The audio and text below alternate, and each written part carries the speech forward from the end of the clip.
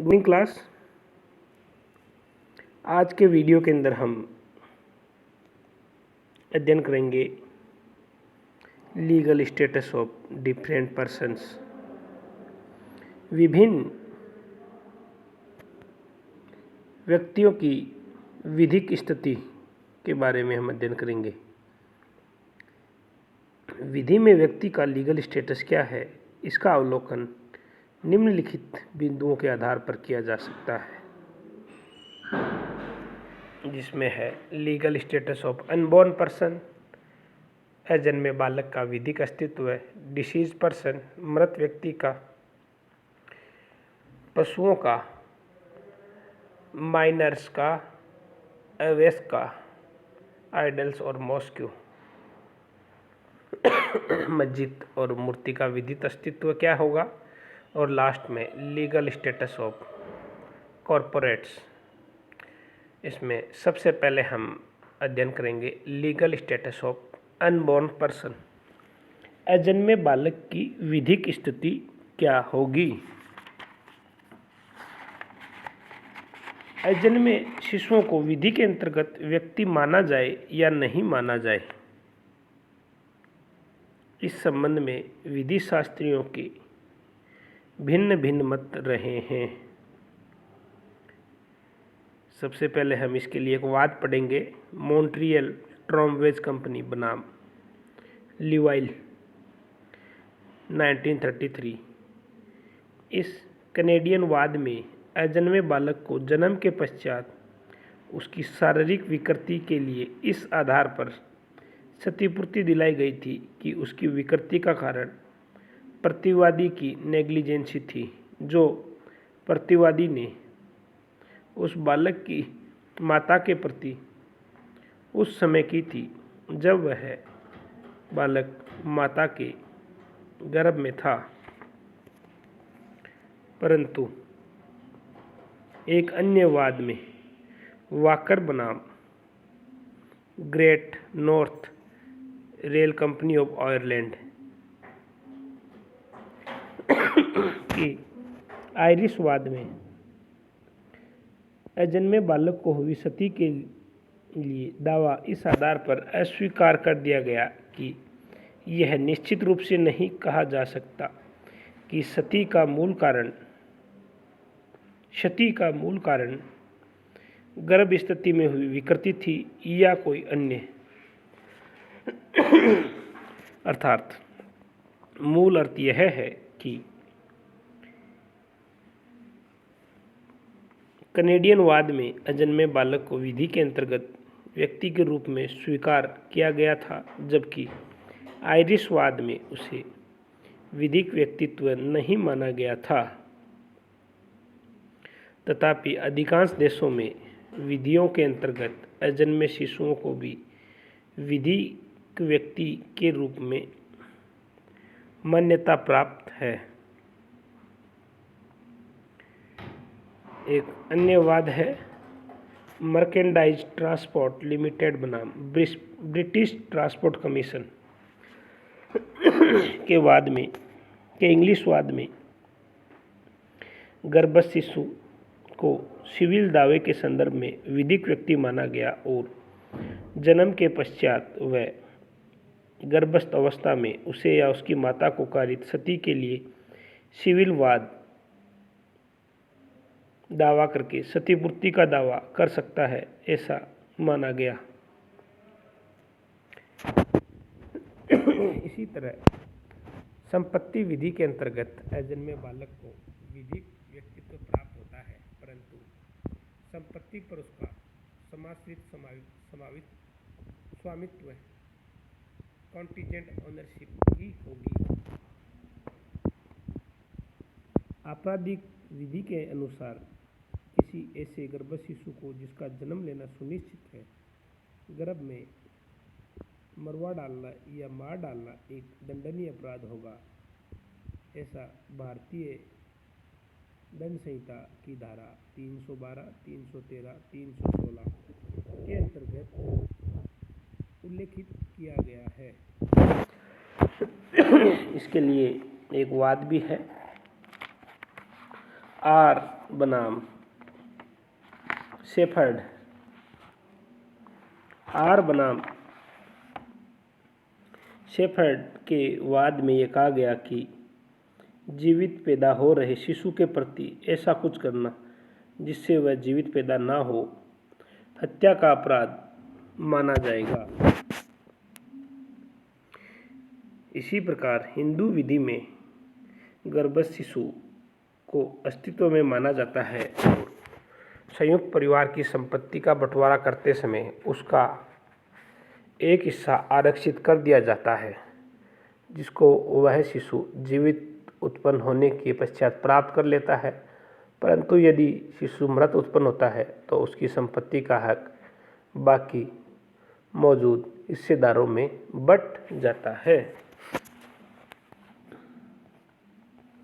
इसी तरह अंग्रेजी विधि के अंतर्गत भी गर्भस्थ शिशु के अस्तित्व को स्वीकार किया गया है। फेटल एक्सीडेंट एक्ट 1846 के अंतर्गत एक माँ अपने बच्चे के लिए गर्भ में सती कारित करने के लिए हर्जाना मांग सकती है,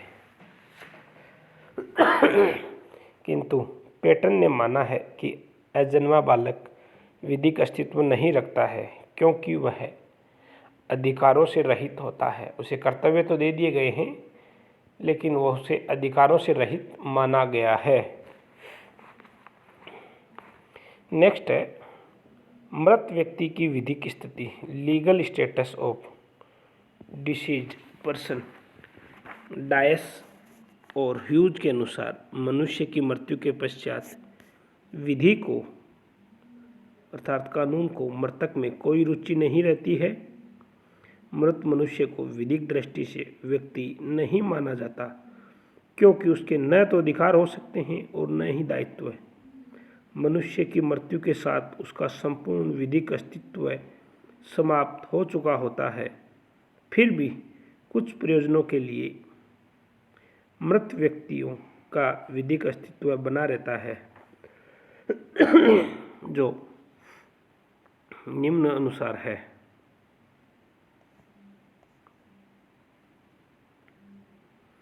जिसके अंतर्गत पहला वाद है आर बनाम स्टीवर्ट। आर बनाम स्टीवर्ट के वाद के अंतर्गत यह निर्धारित किया गया कि मृत व्यक्ति का शव किसी प्रकार की संपत्ति नहीं होता है और उसका अंतिम संस्कार उसकी इच्छा अनुसार किया जाना चाहिए। मृत्यु के बाद उसको अधिकार प्राप्त होता है कि उसका दाह संस्कार उचित सम्मान सहित किया जाए। कानून इस अधिकार की रक्षा भी करता है। इसी तरह प्रतिष्ठा का सम्मान। आर बनाम इंसरवाद में यह कहा गया कि कानून मृत व्यक्ति की सम्मान की भी रक्षा करता है। भारतीय दंड संहिता में भी मृत व्यक्ति के विरुद्ध मिथ्या प्रचार करना या उसकी प्रतिष्ठा को झूठी हानि पहुंचाने वाले व्यक्ति के लिए दंड की व्यवस्था की गई है। तीसरा है मृतक व्यक्ति की संपत्ति का व्ययन, डिस्पोज ऑफ, भी उसकी वसीयत के अनुसार किया जाएगा और यदि ऐसा नहीं होगा तो विधि द्वारा उन्हें उचित कार्रवाई का सामना भी करना पड़ेगा।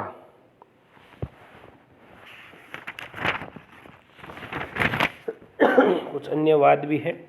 फोस्टर बनाम टोड। परमानंद, पंडित परमानंद कात्रा बनाम भारत संघ।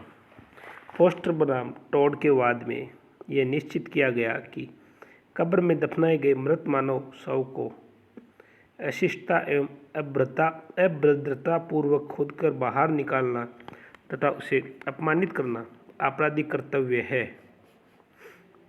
इसी प्रकार पंडित परमानंद कात्रा बनाम भारत संघ के वाद में उच्चतम न्यायालय ने निर्णय दिया कि गरिमा में शिष्टतापूर्ण व्यवहार का अधिकार केवल जीवित व्यक्तियों को ही प्राप्त नहीं होता है अपितु मृत शरीर को भी प्राप्त है। फांसी की सजा निष्पादित कर दिए जाने के पश्चात चिकित्सक द्वारा मृत घोषित कर दिए जाने के बाद शव को अधिक समय तक अपेक्षित नहीं छोड़ा जाना चाहिए। नेक्स्ट है लीगल स्टेटस ऑफ एनिमल्स, पशुओं की विधिक स्थिति।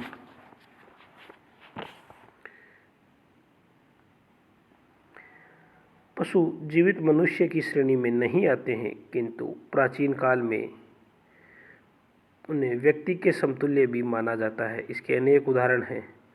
प्राचीन यहूदी विधि के अनुसार यदि कोई बैल अपने सींगों से किसी पुरुष या स्त्री को मार डालता था तो उस बैल की पत्थर मारकर हत्या कर दी जाती थी और उसका मांस खाना निषिद्ध माना जाता था। ये एक ऐसा एग्जाम्पल है जिसमें बैल को भी मनुष्य के समान ही ट्रीट किया जाता था।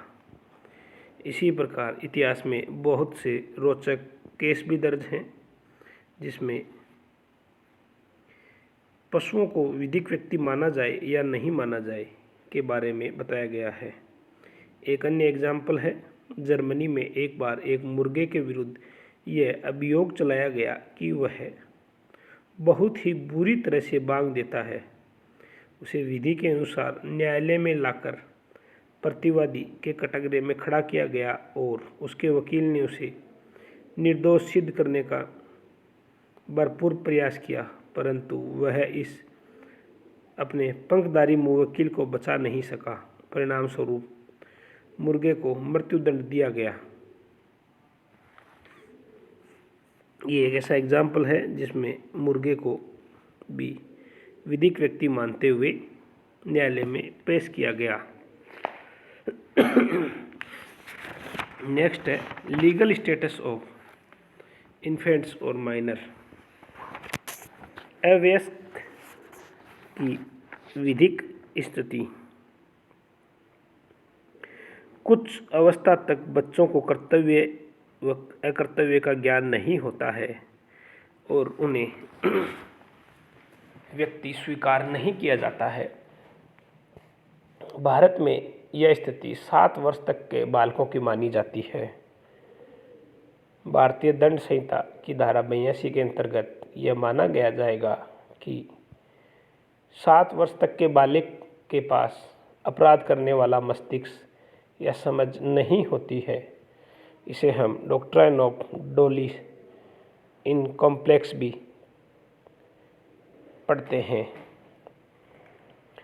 इसी तरह मोरीबिबी बनाम धर्मदास घोष संविदा विधि के इस वाद के अंतर्गत यह माना गया कि 18 वर्ष से कम उम्र के बालक द्वारा किया गया करार विधि विरुद्ध करार होगा।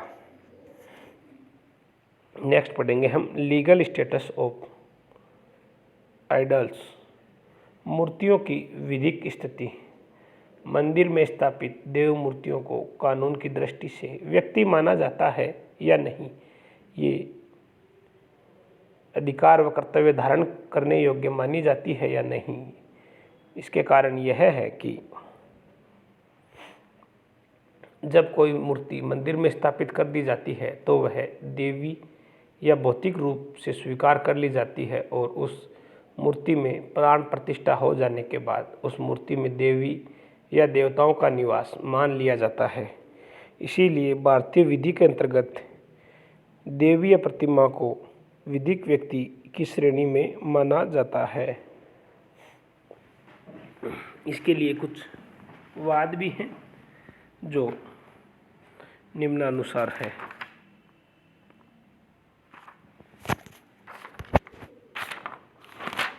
पहला वाद है विद्यापूर्ण तीर्थ स्वामी बनाम विद्यानिधि तीर्थ स्वामी। विद्यापूर्ण तीर्थ स्वामी बनाम विद्यानिधि तीर्थ स्वामी के वाद में यह स्पष्ट किया गया कि कल्पित व्यक्तियों में सबसे प्राचीनतम व्यक्ति देव मूर्ति है। हिंदू देव प्रतिमा को मानवीयकरण के आधार पर विधिक व्यक्ति माना गया है और यह एक ऐसी विधिक सत्ता है जो मानव की हैसियत प्राप्त कर संपत्ति रखने योग्य है। इसी तरह देवकीनंदन बनाम मुरलीधर के वाद में उच्चतम न्यायालय ने यह विनिश्चित किया कि देव प्रतिमा एक विधिक व्यक्ति अवश्य है, लेकिन धर्मदाय में उसका अपना कोई लाभकारी हित नहीं होता है तथा वास्तविक हितग्राही पुजारी ही होते हैं।